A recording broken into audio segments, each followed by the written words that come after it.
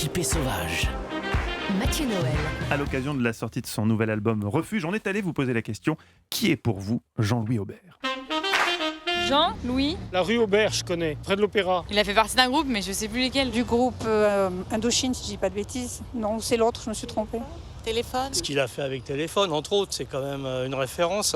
Téléphone, les insultes, tout ça, voilà. J'aime bien, c'est un grand artiste. Je rêvais d'un autre monde. Oui, c'est top Jean-Louis Aubert. Ouais. Comme quoi les Français pouvaient faire du rock. Ah ouais, ça voyait bien quand même. C'est quelqu'un qu'on voit pas beaucoup dans les médias. Tranquille, sympa. Cendrillon. Ah ouais, non, c'est Lupertignac, Cendrillon. Ah non, c'était pas Téléphone.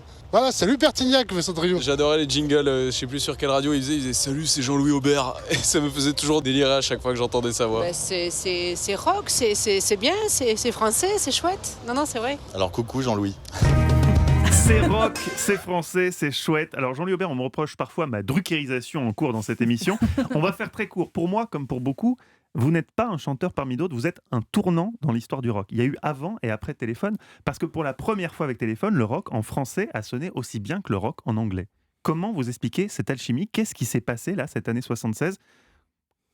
Comment vous expliquez ce miracle finalement?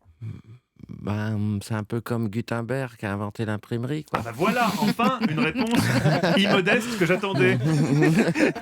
C'est-à-dire qu'il avait des petites lettres pour imprimer, mais il habitait à côté d'une presse à raisin.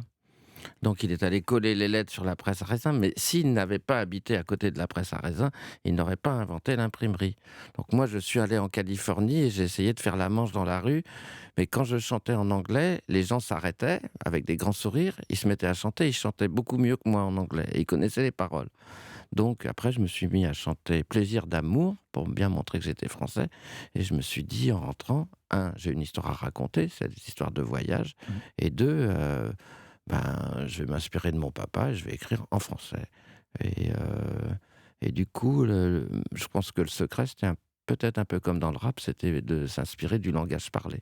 Parce que la colère, le chagrin, la joie, l'amour ont une mélodie et un rythme. Et voilà, donc ça a changé parce que, effectivement, pour faire du rock, il fallait sûrement utiliser plus le langage parlé que écrit. C'est vrai l'histoire de la grotte à Ibiza? Oui. Que tout est né là, quelque part? Oui. Il y avait Mais déjà, 3000 chauves-souris au-dessus de la tête. Donc c'était une véritable grotte, c'est pas une expression, c'était une grotte. Oui, une grotte où on vivait tout nu. On était 3, on buvait de l'eau de pluie et on mangeait du riz. Donc il y a peut-être un peu le phénomène du jeûne qui fait décoller des esprits. Peut-être on avait d'autres substances, mais je me souviens plus. Et un matin, je me suis réveillé, je sais ce qu'on va faire. Et j'ai chanté à mes camarades le vaudou. Quand je suis né, j'ai crié. J'allais vous demander si c'était l'idée qui était née ou les chansons déjà qui étaient nées dans cette grotte. Il y avait 2-3 chansons qui étaient là. Eva? Est-ce que vous étiez dans le même état d'esprit quand vous composiez vos chansons du temps dans les années 70 qu'aujourd'hui? Il me semble complètement. Mais je suis pas... Oui. Et même cette histoire de chansons anciennes, des fois, qui remontent dans un album... En fait, la chanson Le Silence, c'est pour les exégètes, qui était dans Au cœur de la nuit, où Il casse le monde, une adaptation de Boris Vian qui était dans Bleu, blanc, vert, existait avant Téléphone. Des fois, des chansons attendent au portillon. Je sais pas, que je les regarde avec tendresse, quoi. Je sais pas.